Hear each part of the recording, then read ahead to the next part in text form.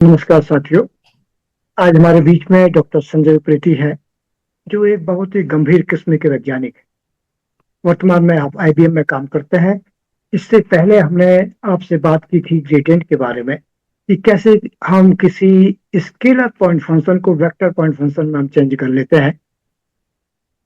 फिर हमने आपसे बात की थी डाइवर्जेंस की, कि किसी बिंदु से जब कोई चीज इमर्जिंग आउट होती है तो उसको हम डाइवर्जेंस कह रहे हैं, या कहीं पर कोई चीज किसी बिंदु पर अगर सिमट रही है तो उसको हम नेगेटिव डाइवर्जेंस कह रहे हैं। और अगर आप नल के बीच में देखें कि नल के बीच में, आप कह सकते हैं कि इसका डाइवर्जेंस 0 है। तो आज हम जिस टॉपिक पर बात कर रहे हैं वो है कर्ल। तो नमस्कार डॉक्टर संजय। नमस्कार। थोड़ी आप ये बताने की कोशिश करें कि ये कर्ल क्या है और इसको हम कैसे उपयोग में लाएं। हमने जैसे आपने बताया, हमने तीन चीज़ों के बारे में बात करी थी। सबसे पहले हमने कहा था ग्रेडियंट, जी। और फिर डाइवर्जेंस, फिर कर्ल। अब ये तीनों के तीनों डेरिवेटिव्स होते हैं एक तरह के, कि तीनों में आप किसी चीज़ का रेट ऑफ चेंज पता लगाते हैं कि कैसे चीज़ों में परिवर्तन आ रहा है। ग्रेडियंट में हमने बताया कि कैसे कोई आपकी स्केलर क्वांटिटी है वो किस स्पीड से चेंज हो रही है, उसका डेरिवेटिव लेते हैं। डेरिवेटिव किसी चीज़ का लेने का मतलब ही है कि आप उसकी स्पीड किस स्पीड से चेंज हो रहा है वो पता लगाते हैं। फिर हमने डाइवर्जेंस के बारे में बात करी। डाइवर्जेंस ने आपको ये बताया कि अगर वेक्टर फील्ड हो स्केलर फील्ड के बदले, वो किस स्पीड से चेंज हो रहा है, और टोटल जो चेंज है वो आपको ये क्वांटिटी देता है, और वो बेसिकली उसका स्रोत, उस वेक्टर फील्ड के स्रोत को बताता है। जैसे अगर आपको इलेक्ट्रिक फील्ड अगर आपका है, उसका अगर आप ये डाइवर्जेंस लेंगे, डेल डॉट ई करेंगे, तो आपको एक तरह से चार्ज पता चलेगा, क्योंकि चार्ज ही इलेक्ट्रिक फील्ड क्रिएट करता है। वैसे ही अगर आप मैग्नेटिक फील्ड का अगर डाइवर्जेंस लेंगे, तो मैग्नेटिक फील्ड का एक बड़ी विशेषता है कि डाइवर्जेंस उसकी हमेशा जीरो होती है। उसका कारण है क्योंकि मैग्नेटिक फील्ड का कोई चार्ज होता नहीं है। आज तक किसी को मैग्नेटिक फील्ड का चार्ज पता नहीं लगा। वैज्ञानिक दुनिया में लगे हुए हैं खोज करने में। तो इस तरह से आप समझिए कि क्योंकि क्रॉस प्रोडक्ट में ये सब चीजें हो रही है, तो इसका मतलब है कि मैग्नेटिक फील्ड में भी क्रॉस प्रोडक्ट यूज किया जा सकता है, क्योंकि करंट की दिशा परपेंडिकुलर है मैग्नेटिक फील्ड के। वैसे ही आपका चक्रवात है, वो घूम ऐसे रहा है लेकिन जा इधर को रहा है। कील है, आप फोर्स इधर को लगा रहे हैं लेकिन जा अंदर को रही है, उसके परपेंडिकुलर रही है। तो ये सब के सब एग्जाम्पल होते हैं जहां पर आपको लगता है कि यहां पर हमको कर्ल यूज करना चाहिए। अब कर्ल तो में ये हाँ, तो ये जो कर्ल है, ये क्या कोई खींचने की प्रॉपर्टी को भी दिखा रहा है? एक तरह से कहिए तो जैसे हाँ, बिल्कुल। भर में ये चीजें को अंदर को सब जैसा बिल्कुल कर रहा हाँ, एक तरह से वो दिखा रहा है कि किस स्पीड से वो खींच रहा है, उसका चेंज। मतलब उसमें है। जी। देखिए, अगर आप मैक्सवेल्स इक्वेशन आप देखते हैं, तो जब आप डेल क्रॉस बी लिखते हैं, जो डेरिवेटिव वेक्टर है क्रॉस अगर बी लिखते हैं, तो वो क्या दर्शाता है आपको? वो करंट दर्शाता है।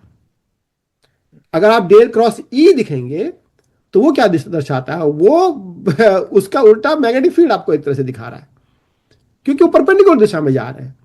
तो इस तरह से सोचिए कि वो एक तरह का अपनी तरफ किसी मतलब परपेंडिकुलर डायरेक्शन में कोई चीज आकर्षित हो रही है, उधर को खींच रहा है, वो भी वो दिखा रहा है उसके जो वैल्यू है, और किस स्पीड से वो खींच रहा है वो। इसलिए आपको डेरिवेटिव यूज करना पड़ता है।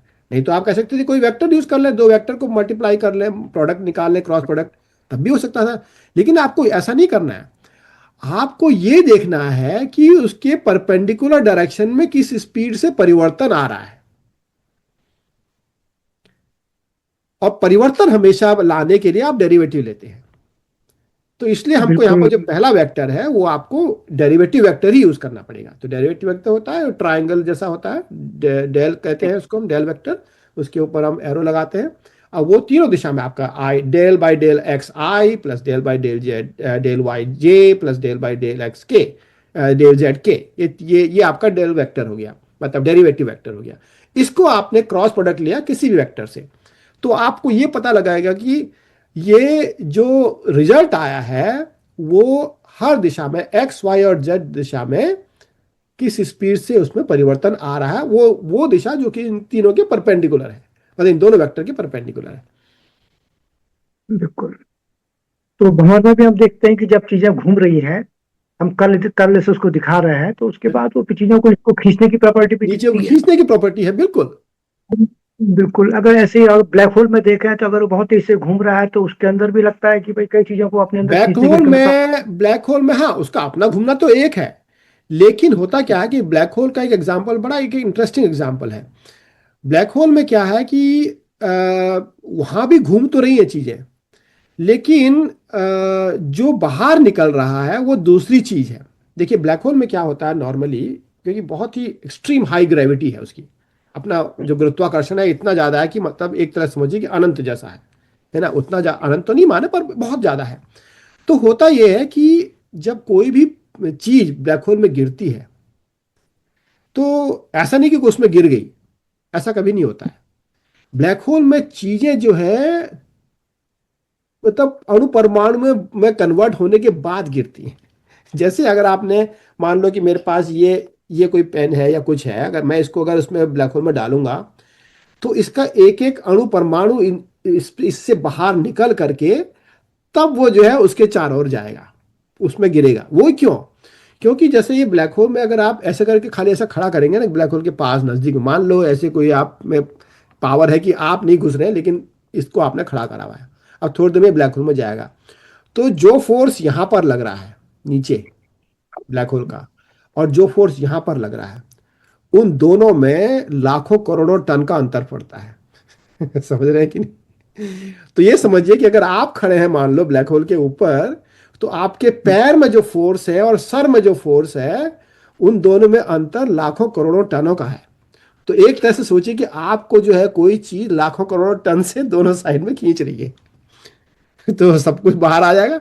और ये चीज खाली ऐसा नहीं कि इसके ऊपर और नीचे ही हो रहा है, हर दो अणु परमाणु जो एक दूसरे से जुड़े हुए हैं उन दोनों में एक डिफरेंशियल फोर्स इसको बोलते हैं, कि जो एक परमाणु में जो फोर्स है और दूसरे में जो फोर्स है उसमें अंतर है, तो उससे ये खींचता है। क्योंकि ब्लैक होल में इतनी पावर होती है कि वो परमाणुओं को भी एक दूसरे से अलग कर देता है, अणुओं को भी एक दूसरे से अलग कर देता है।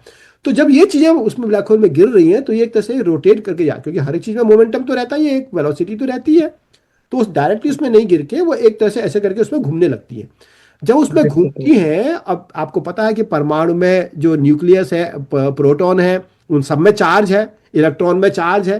जब ये उसके चारों ओर घूमेंगे तो क्या होगा? चार्ज पार्टिकल एक सर्कुलर ऑर्बिट में घूम रहे हैं, इतनी बहुत स्पीड से, बिल्कुल समझिए कि लाइट की स्पीड से घूम रहे हैं लगभग। तो क्या होगा? रेडिएशन होगा। कोई भी चार्ज पार्टिकल जब एक्सेलरेशन में होता है तो हमेशा रेडिएट करता है। बोर्स का जो एटॉमिक मॉडल था इसलिए तो फेल हुआ था। तो उससे क्या होता है कि ब्लैक होल से रेडिएशन बाहर को निकलता है परपेंडिकुलर डायरेक्शन में, रोटेशन इधर को हो रहा है और रेडिएशन बाहर को निकल रहा है। तो वहां भी एक तरह सोचिए कि कर्ल की प्रॉपर्टी आ रही है कि रोटेशन की जो डायरेक्शन है और जो फाइनल जो उसका रेडिएशन है उसकी डायरेक्शन उसके परपेंडिकुलर है। ठीक है, यानी आप ये कहना चाह रहे हैं कि भाई उसकी जो अपना ग्रेविटेशनल फोर्स है वो तो जगह पर है ही है, ब्लैक होल का जो हाँ एक्सट्रीमली हाई फोर्स है वो है ही है, लेकिन उसके अंदर जाने का तरीका वो घूमते घूमते उसके हाँ, अंदर। घूम करके ही आप डायरेक्टली उसमें नहीं घुस सकते, बिल्कुल। अच्छा। अच्छा, भंवर के केस में क्या कहें इसको? भंवर के केस में भी चले रोटेशन तो है, हाँ, रोटेशन। रोटेशन है, और और हो क्या रहा है कि भंवर के केस में रोटेशन है, और होता क्या है कि चीजें अंदर को जाती हैं, तो किस स्पेसिफिक स्पीड से ग्रेविटी नहीं अंदर रहता। को जा रही है वो ये बता रहा है कर्ण। मतलब घुमा घुमा घूमने के लिए कल, और हाँ, अंदर को जा रहा है उसके लिए ग्रेविटेशन, उसके लिए हाँ, रिजल्ट को। उसका अपना जो फोर्स है, बेसिकली जो कर्ण है वही एक तरह से फोर्स को निकाल रहा है। जो कर्ण जो है वो आपको फोर्स की वो बता रहा है कि ये इससे आप फोर्स निकाल दे रहे हैं, तो इसलिए वो अंदर को जा रहा है, उस फोर्स से अंदर को जा अच्छा, रहा है। पंखे के केस में क्या कहें? जैसे पंखा है, जैसे एग्जॉस्ट फैन है, हाँ, वो अंदर की गर्मी को निकाल को बाहर को डाल दे रहा है। उसमें क्या है कि नहीं, वो तो खैर इसलिए है क्योंकि वो तो डिजाइन पे है, क्योंकि वो तो पंखे का डिजाइन उस तरह से बनाया जाता है। अगर पंखा डिजाइन है। खाली चपटा होगा, खाली रोटेट करके चपटा होगा, तो फिर तो कोई हवा अंदर को बाहर को नहीं जाएगी। पंखा हमेशा डिजाइन जब उसके हर एक फैन है वो थोड़ा सा तिरछा करके बनाया जाता है, के ताकि वो लपेटे, पंखे। एक तरह से लपेटना जरूरी नहीं ऐसे करके। हाँ, पंखे को हवा को लपेटे और फिर बाहर को और करे। फिर बाहर को खींचे, हाँ। तो उसमें भी है कि हाँ, एक वैसे देखा जाए तो आप रोटेट करके ही कर रहे हैं उसको भी, अब बाहर को खींच रहे हैं, तो एक तरह से देखा जाए तो वही भंवर जैसा ही उसमें एक वो आ रहा है, मतलब प्रभाव आ रहा है। तो ये सब के सब में अगर मोटे मोटे तौर पर देखें तो एक कर्ल की प्रवृत्ति आ रही है कि नहीं। रोटेशन जो है आपको पता ही है, जब फैन रोटेट कैसे करता है भाई, उसके अंदर भी मैग्नेट होता है और आप करंट बहा रहे हैं, और जब मैग्नेट और करंट जो है बहती है तो उसमें आपको परपेंडिकुलर डायरेक्शन में जो है मूवमेंट शुरू हो जाता है। तो यही आपका सीधा जो लॉ है फिजिक्स के, वो आपको बता रहे हैं कि कैसे मोटर बनती है एसेंशियली, वैसे टरबाइन काम करता है, कैसे मोटर काम करती है। तो इन सब में क्रॉस प्रोडक्ट है या कर्ल ही यूज होता है हमेशा। तो कुल एक तो मिलाकर सोचिए कि हम ये कहें, कर्ल बेसिकली ये क्या है, क्रॉस प्रोडक्ट ही है, पर उसमें क्रॉस प्रोडक्ट के साथ वो आपको ये भी बता रहा है कि किस स्पीड से इसमें परिवर्तन आ रहा है, बस उस क्वांटिटी में। जी, तो कुल मिलाकर हम ये कहें कि कर्ल जो है किसी की मतलब रोटेशन को दिखा रहा है, और बिल्कुल, जहां कहीं भी रोटेशन होगा वहां पर हम कर्ल का उपयोग करेंगे। कर्ल का उपयोग करेंगे, बिल्कुल। अगर हम ब्लैक होल की बात करें तो कर्ल कर्ल ने उसको चीजों को घुमाया, जो भी चीज बिल्कुल उसके अंदर उसको घुमाया, घुमाया, हाँ, और जो एक्सट्रीम ग्रेविटी है उसने चीजों को अपने अंदर को अपनी तरफ खींच लिया। खींचा है, बिल्कुल, हाँ, अगर हम भंवर की बात करें तो उसने घुमाया, बिल्कुल। कर्ल वो पानी घुमा, और फिर ग्रेविटी की वजह से भी वो अंदर को वो पानी नीचे को अंदर जा को। रहा है, बिल्कुल, और क्या। और पंखे की बात करें तो पंखे ने भी हवा को घुमाया, और बिल्कुल, उसके आकार विशेष ने उसको हवा को बाहर को खींचा। हाँ, उसकी वजह से आप बाहर को फेंकते रहता है हवा को, बिल्कुल। तो यानी जहां कहीं भी हमारे रोटेशन की बात आएगी तो हमको फिजिक्स में कर्ल का उपयोग करना कर्ल चाहिए। का उपयोग हमेशा करना पड़ेगा उस जगह में। रोटेशन, जहां भी रोटेशन की वजह से उसकी परपेंडिकुलर डायरेक्शन में कुछ चीजें हो रही हैं, अगर जी, आपको ऐसा दिख रहा है तो समझ लो कि यहां पर कर्ल यूज हो रही है। बस। बिल्कुल।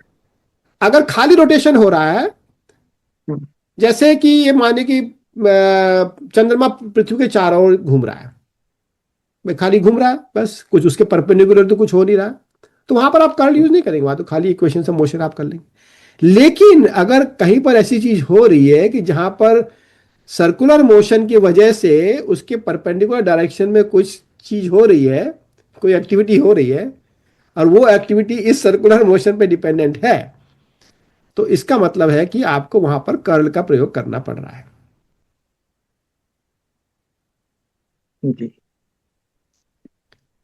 तो धन्यवाद डॉक्टर संजय, आपने बहुत सुंदर तरीके से इसको समझाया है। Curl of a vector field. Curl का उपयोग घूमने को दर्शाने के लिए किया जाता है। कर्ल यह मापता है कि कोई वेक्टर फील्ड किसी बिंदु पर कितना घूम रहा है।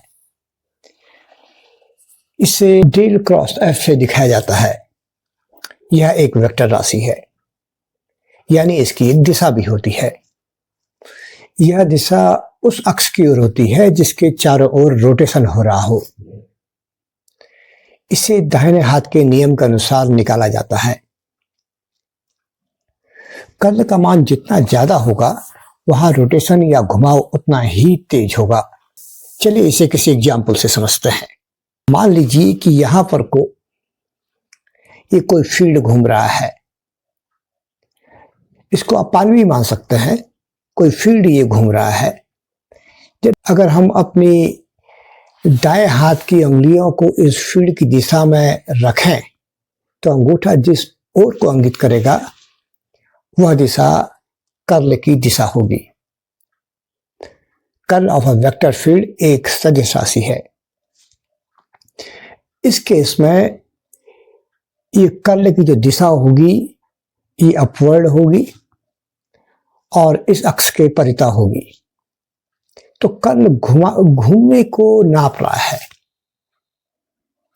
इस केस में आप देखें, अगर ये चीज क्लॉकवाइज घूम रही है तो उस वक्त अगर हम दाएं हाथ के नियम से इसकी कर्ल की दिशा निकालें तो ये जो कर्ल की दिशा होगी ये डाउनवर्ड से होगी। चलिए थोड़ी और आगे देखते हैं। इस चित्र में देखें, इसमें आप देखें कि ये वस्तु जो है, ये फील्ड जो है एंटी क्लॉकवाइज घूम रहा है। तो इसमें जो कर्ल की दिशा है वो इस तल के लंबवत जेड अक्ष की ओर को है। और वहीं पर अगर आप इसमें देखें, यहाँ पर को ये जो फील्ड है ये क्लॉकवाइज घूम रहा है, तो इसकी कर्ल की दिशा इस तल के लंबवत नीचे की ओर है, यानी माइनस जेड एक्सिस की ओर है। आप ख्याल करें कि अगर कर्ल पॉजिटिव होता है तो उसकी दिशा अपवर्ड है, और कर्ल नेगेटिव होता है तो उसकी दिशा डाउनवर्ड होती है। डाउनवर्ड का मतलब माइनस जेड एक्सिस है और अपवर्ड का मतलब प्लस जेड एक्सिस है, यानी प्लस जेड का मतलब है ऊपर की ओर और माइनस जेड का मतलब है नीचे की ओर। आइए थोड़ी और आगे देखते हैं। इस भंवर को आप देखें, यहां पर आप देखते हैं कि ये पानी क्लॉकवाइज घूम रहा था, ये पानी क्लॉकवाइज घूम रहा था, तो इसकी जो दिशा थी, कर्ल की जो दिशा थी वो इस तल के लंबवत नीचे की ओर थी। आप पाएंगे कि जहां पर कर्ल ज्यादा होगा वहां पर रोटेशन भी ज्यादा होगा। थोड़ी और आगे देखें, पानी के केस में आप देखते हैं कि भाई ये जो पानी है क्लॉकवाइज घूम रहा है और नीचे को भी जा रहा है। ख्याल करें कि कर्ल केवल इस रोटेशन को दिखा रहा है कि ये क्लॉकवाइज घूम रहा है और उसकी जो डायरेक्शन है वो डाउनवर्ड्स नीचे की ओर है, यानी माइनस जेड एक्सिस की ओर है। लेकिन जो पानी नीचे को जा रहा है इसको दिखाने के लिए हमको डाइवर्जेंस का उपयोग करना पड़ेगा। तो इस केस में यहाँ पर जो डाइवर्जेंस है वो नेगेटिव है, यहाँ पर नेगेटिव डाइवर्जेंस है। देखिए ये फील्ड है, जो नीली रेखाएं आपको देख रहे हैं ये फील्ड है या पानी है, ये घूम रहा है। इसका जो कर्ल है उसका जो एक्सिस है, उसकी जो दिशा है वो डाउनवर्ड नीचे की ओर को है। और जो ये पानी नीचे की ओर जा रहा है उसको दिखाने के लिए हमको कहना पड़ेगा कि यहाँ पर कोई नेगेटिव डाइवर्जेंस है। चलिए थोड़ी और आगे चलते हैं। इस टॉर्नेडो को देखें, ये एंटी क्लॉकवाइज घूम रहा है, तो इसकी जो देखें, इसको ये एंटी क्लॉकवाइज घूम रहा है और इसकी जो दिशा होगी टॉर्नेडो की, ये इसके कर्ल की जो दिशा होगी ये ऊपर की ओर। इसको आप दाएं हाथ के नियम से निकालना है। जिस दिशा में ये घूम रहा है उस दिशा में आप अपने दाएं हाथ की उंगलियों को मोड़ें तो अंगूठा आप देखेंगे कि ऊपर की ओर जा रहा है। तो हम किसी क्षेत्र पर हम देखते हैं कि आकाश में या कहीं पर को ये कर्ल ज्यादा बन रहा है, तो ऐसा आपको एहसास होता है कि यहाँ पर को अब तूफान आ सकता है। चलिए एक और एग्जाम्पल देखें। आप देखें कि हम इस स्क्रू को क्लॉकवाइज घुमा रहे हैं, और जब हम इसको क्लॉकवाइज घुमा रहे हैं तो देखिए हम इसको क्लॉकवाइज घुमा रहे हैं तो इसके जो कर्ल की दिशा होगी वो नीचे की ओर की होगी। कर्ल के हिसाब से तो आप देखें कि ये इसकी जो एक्सिस की दिशा होगी वो नीचे की ओर को होगी, माइनस जेड एक्सिस की ओर होगी। लेकिन जो ये नीचे को जा रहा है उसके लिए जो चीज रेस्पॉन्सिबल है इस पैच में की जो बनावट है और जो बल हम ऊपर से लगा रहे हैं उसकी वजह से ये नीचे को जा रहा है। बल हम ऊपर से लगा रहे हैं और इसकी बनावट है, पैच की जो बनावट है इसकी वजह से ये नीचे की ओर को जा रहा है। तो कर्ल की दिशा तो इसमें जो होगी वो डाउनवर्ड्स माइनस जेड एक्सिस की ओर है, और जो नीचे को जा रहा है ये जो यानी इसमें जो स्क्रू का जो बनावट होती है इसकी वजह से इसके अंदर एक हेलिकल मोशन पैदा होता है, या इसको स्क्रू मोशन भी कहते हैं। उसकी वजह और जो ऊपर से आप बल लगा रहे हैं उसकी वजह से नीचे को जा रहा है। अदरवाइज इसकी जो कर्ल की दिशा है वो नीचे की ओर है, इस माइनस जेड एक्सिस की ओर को इसकी कर्ल की दिशा है। लेकिन नीचे जाने के लिए ये जो चीज रेस्पॉन्सिबल है वो स्क्रू का बनावट है, और स्क्रू के बनावट के साथ साथ जो हम बल लगा रहे हैं वो उसके लिए रिस्पॉन्सिबल है। अब आप देखें कि अगर हम इसको एंटी क्लॉकवाइज घुमाएं तो कर्ल की जो दिशा होगी वो ऊपर की ओर यानी प्लस जेड एक्सिस की ओर हो जाएगी।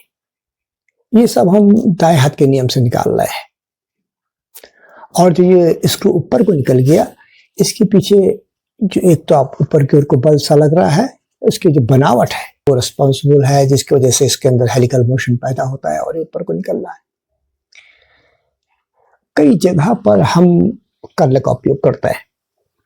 आप देखें कि ये मैग्नेट है और ये मैग्नेट जब इस कॉइल के अंदर को हम ले जा रहे हैं या थोड़ी बाहर कर रहे हैं तो इस पर इस कॉइल से बद्ध चुंबकीय फ्लक्स में परिवर्तन हो रहा है, और जब परिवर्तन हो रहा है तो इसके चारों ओर एक इलेक्ट्रिक फील्ड भी पैदा हो जा रहा है।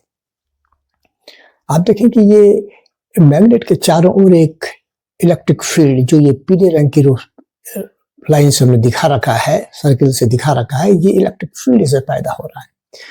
तो मैक्सवेल ने तो अपने जो समीकरण दिए उसमें उसने कहा कि भाई curl of E equal to minus del B by del t, यानी चुंबकीय फ्लक्स में परिवर्तन होने पर एक इलेक्ट्रिक फील्ड पैदा होता है, और जब हम कर्ल का ऑफ E कर रहे हैं तो इसका मतलब वो इलेक्ट्रिक फील्ड घुमावदार है। आप देख रहे हैं कि ये इलेक्ट्रिक फील्ड जो है इसके चारों ओर वृत्ताकार है, घुमावदार इलेक्ट्रिक फील्ड पैदा हो रहा है। कर्ल का मतलब घुमाव से ही है। तो मैक्सवेल जो बात कर रहे हैं कि चुंबकीय फ्लक्स में हम यहाँ परिवर्तन कर रहे हैं, चुंबकीय फ्लक्स में परिवर्तन कर रहे हैं, तो इसके कारण एक इलेक्ट्रिक फील्ड पैदा हो रहा है, और ये इलेक्ट्रिक फील्ड क्योंकि कर्ल है तो ये इलेक्ट्रिक फील्ड जो है वो भी घुमावदार है, यानी ऐसे आप देखें कि ये इलेक्ट्रिक फील्ड ये वृत्ताकार रूप में ये पैदा हो रहा है। चलिए थोड़ी और आगे देखें।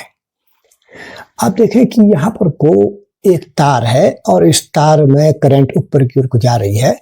अगर आप दाएं हाथ को उंगलियों को करंट की दिशा में अगर आप अपने अंगूठे को करंट की दिशा में रखें तो आप पाएंगे कि जो आपकी जो उंगलियां हैं मैग्नेटिक फील्ड की दिशा में मुड़ गई है।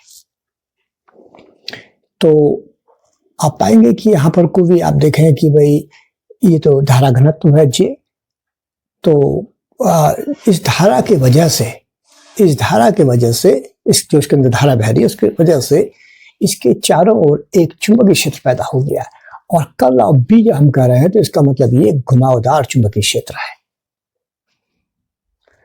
तो ये वृत्ताकार चुंबकीय क्षेत्र इस तार के चारों ओर पैदा हो जाता है। तो आप पाएंगे कि कर्ल का उपयोग हम जहां पर भी रोटेशन की बात आ रही है वहां पर हम कर्ल का उपयोग कर रहे हैं। कर्ल F को हम इस तरह से दिखाते हैं। अगर F कोई फंक्शन है fxi plus fyj plus fzk तो कर्ल ऑफ F को हम इस टाइप से दिखाते हैं। अगर कर्ल पॉजिटिव होगा तो जो डायरेक्ट कर्ल की जो डायरेक्शन होगी वो अपवर्ड होगी, और अगर कर्ल नेगेटिव होगा तो कर्ल की जो डायरेक्शन होगी वो डाउनवर्ड होगी। कोई एग्जाम्पल से भी आप इसको गणितीय रूप से जब आप किसी सवाल को सॉल्व करते हैं तो इस तरह से इसके मान को निकाला जा सकता है। मान लीजिए कोई फंक्शन f है जो yi माइनस xj प्लस 0 जो जैसा है, तो यहाँ पर fx को जब हम यहाँ पर इस टाइप से दिखा रहे हैं तो fx का मतलब y है, fy का मतलब माइनस x है और fz का मतलब 0 है। जब इसको हम सॉल्व करते हैं, ये ख्याल करें कि जब हम del fz upon del y कर रहे हैं तो fz जैसे इस केस में fz का मान कितना है, 0 है। ये ख्याल करें कि जब हम del fz upon del y कर रहे हैं तो इसके में fz का मान कितना है, 0 है, तो इसका डिफरेंशियल 0 ही हुआ। और जब del fy by del z कर रहा है, fy का मान कितना है, माइनस x है, और del upon del z upon x करेंगे तो वो भी 0 होगा, क्योंकि जब डेल z के सापेक्ष हम पार्शियल डेरिवेटिव निकालेंगे तो z के अलावा बाकी सब चीजों को हम कांस्टेंट मानेंगे। तो कुल मिलाकर इसका जो यहाँ पर को कर्ल आ रहा है वो -2 आ रहा है, और -2 दिखाता है कि इसकी दिशा z एक्सिस की ओर है और वो भी नीचे की ओर है। तो कुल मिलाकर हम कह सकते हैं कि कर्ल का उपयोग विज्ञान और इंजीनियरिंग के उन सभी क्षेत्र में होता है जहां पर घुमाव होता है। अगर किसी पाइप के अंदर से पानी बह रहा है और उसमें कोई घुमाव नहीं है, तो इस पानी में कोई उथल पुथल नहीं है, तो आप कह सकते हैं कि इसका कर्ल 0 होगा। और अक्सर आप नदियों में देखते हैं कि जगह जगह पर पानी घूमता है, और पानी जब जगह जगह पर घूमता है तो इसका मतलब है वहां पर कोई कर्ल है, और जहां पर पानी तेज घूमता है उसी को आप भंवर भी कहते हैं। तो कुल मिलाकर हमने कुल ये बात कही, हमने ग्रेडियंट की बात करी, हमने डाइवर्जेंस की बात करी और हमने कर्ल की बात करी। तो ग्रेडियंट तो एक स्केलर पॉइंट फंक्शन को वेक्टर पॉइंट फंक्शन में तब्दील करने का तरीका है। डाइवर्जेंस यह दिखाता है कि फील्ड कितना फैल रहा है अथवा फील्ड कितना संकुचित, किसी बिंदु पर आकर संकुचित हो रहा है। और कर्ल बताता है कि फील्ड कितना घूम रहा है।